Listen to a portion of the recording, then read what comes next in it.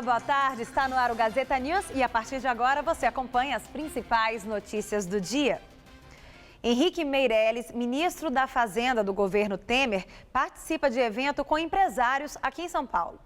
O evento reuniu cerca de 200 empresários franceses e brasileiros e foi promovido pela Câmara do Comércio França-Brasil.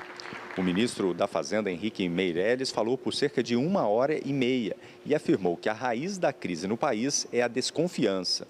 O ministro destacou as ações para recuperar a economia brasileira. A primeira delas é tentar cortar os gastos públicos, criando um limite para as despesas, além da suspensão de novos subsídios e também a extinção do Fundo Soberano. O ministro da Fazenda falou ainda sobre a reforma da Previdência.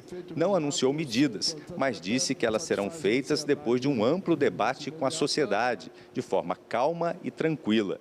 Isso é sujeito a um grupo de trabalho que envolve centrais sindicais, envolve o Congresso, etc., e que vai ser discutido com a sociedade de forma realista, prática e transparente. Meirelles também não descartou a possibilidade de aumentar impostos no futuro para reequilibrar as contas públicas. Nunca se pode descartar eventuais aumentos de tributação que sejam claramente transitórios na medida em que a arrecadação, a carga tributária bruta do Brasil é elevada.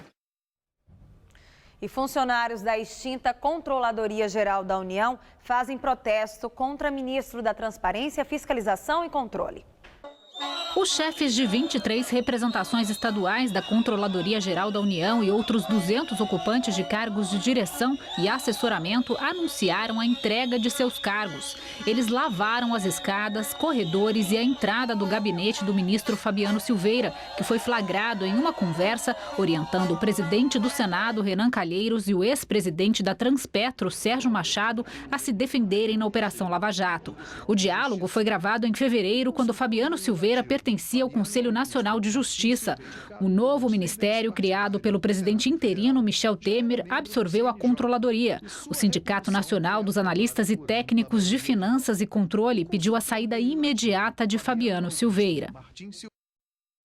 E após uma reunião com o chefe da Casa Civil, Eliseu Padilha, o presidente interino Michel Temer decidiu manter Fabiano Silveira no cargo.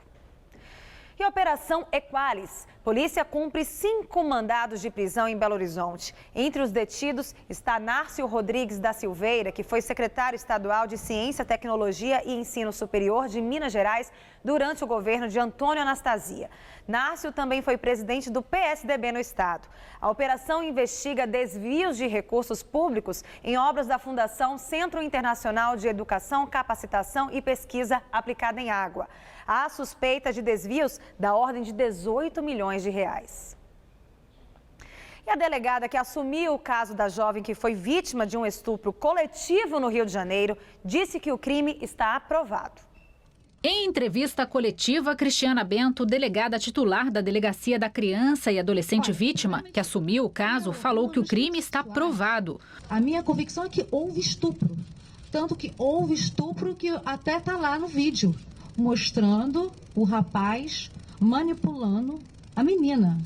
Então, o estupro está provado. O que eu quero provar agora, a extensão desse estupro. Quem praticou esse estupro? Se foram 5, 10, 30...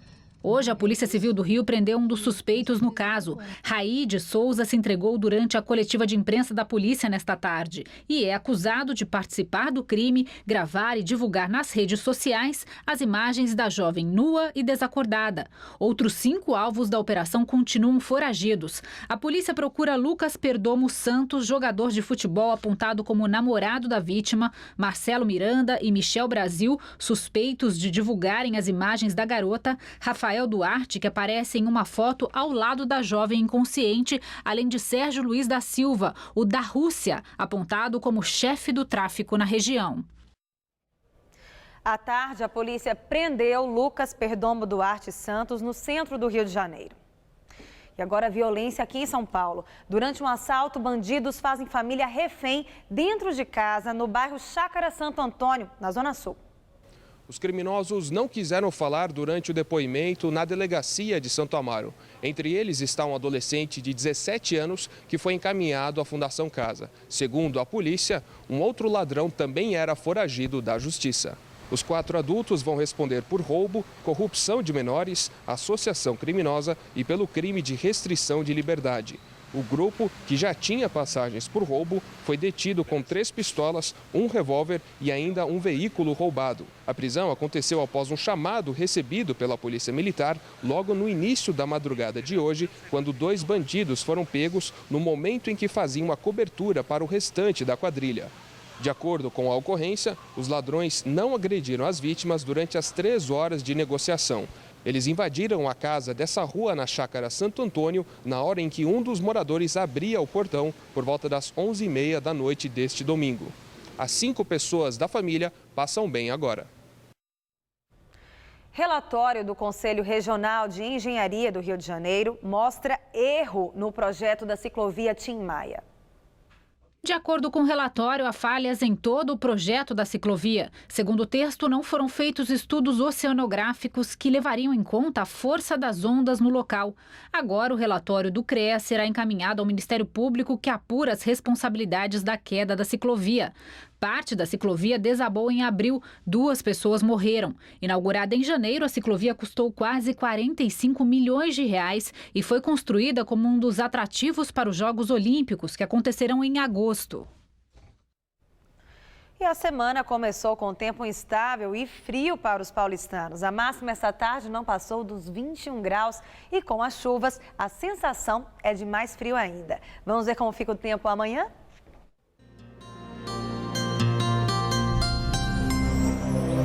Os próximos dias serão de frio e chuva em praticamente todo o estado de São Paulo. Por isso, é bom se agasalhar e manter o guarda-chuva por perto. A explicação são áreas de instabilidade associadas a um sistema de baixa pressão que mantém o tempo instável em todas as regiões paulistas. Por isso, chove a qualquer hora no interior do estado e as pancadas podem até ser fortes em alguns momentos. As temperaturas ainda ficam amenas. Nessa próxima madrugada, mínima de 15 e máxima durante a tarde de 24 graus em Marília. Já em Votuporanga, mais ao norte paulista, faz até 30 graus amanhã. Em toda a faixa leste, a chuva começa no finalzinho da manhã e continua ao longo do dia. Máxima só de 23 graus na cidade de Sorocaba e Campinas.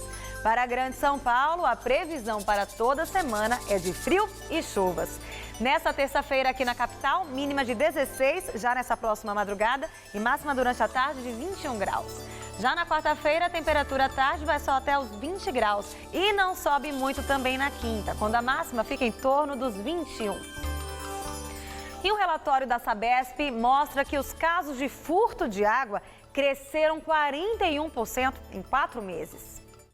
De acordo com a Sabesp, entre janeiro e abril deste ano foram registrados 7.419 casos. Ainda segundo a companhia, a principal irregularidade é encontrada em casas que fazem a alteração do hidrômetro. O total de água desviada, segundo a Sabesp, chega a mais de 1 bilhão de litros, o que daria para abastecer uma cidade de 110 mil habitantes durante um mês. Quem for pego desviando água pode ser autuado por furto qualificado, crime que, segundo o Código Penal, pode dar de 1 a 4 anos de detenção mais multa. Educação, as inscrições para o SISU de meio do ano já estão abertas. São mais de 56 mil vagas em 65 instituições públicas de ensino superior. Só pode se inscrever o estudante que participou da edição de 2015 do Enem e que tirou nota acima de 0 na prova de redação.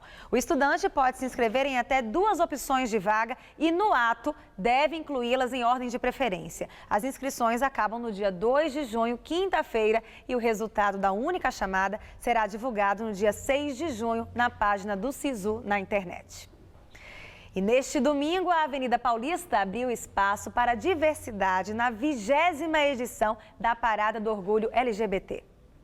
A Polícia Militar estima que 190 mil pessoas participaram do evento. Já os organizadores da parada falam em 2 milhões de pessoas. Com muita música, 17 trios elétricos percorreram a Paulista e também as vias do centro para falar sobre a luta contra o preconceito de gênero. O evento também contou com cartazes e protestos contra o governo do presidente interino Michel Temer. De acordo com a Secretaria de Segurança Pública, ao todo 12 pessoas foram detidas por roubo e furto. E ainda de acordo com a Secretaria de Segurança, uma pessoa agrediu um policial com uma garrafa. Ele teve um corte na cabeça. E o Gazeta News dessa segunda-feira fica por aqui. Nos acompanhe também no Jornal da Gazeta, 7 da noite, e no Jornal da Gazeta, edição das 10. Fique agora com as notícias do esporte no Gazeta Esportiva. Uma ótima semana para você e até amanhã.